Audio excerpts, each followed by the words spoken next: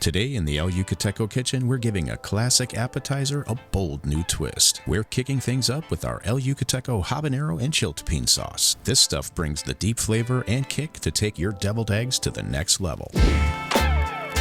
Begin by boiling 8 eggs for 12 to 14 minutes. Allow them to cool in cold water for 2 to 3 minutes, then peel, slice, and scoop out the yolks into a bowl. Add 3.5 tablespoons of mayo, 1 teaspoon Dijon mustard, 1 teaspoon white wine vinegar, 1 small sliced green onion, 1/2 teaspoon garlic powder, 1/4 teaspoon salt, 1/4 teaspoon black pepper. Now we'll add some bold flavor and kick to this recipe with 1 ounce of our El Yucateco Habanero and Chiltepin. Give all this a good mix for 1 to 2 minutes to get everything fully combined, and transfer back into the eggs with either a spoon or a piping bag. Garnish with paprika, dried scallion, and more sauce. Then serve and enjoy. We hope you enjoyed today's video. Thank you so much for watching, and don't forget till next time to kick up all your recipes with the King of Flavor. And we'll see you on the next one.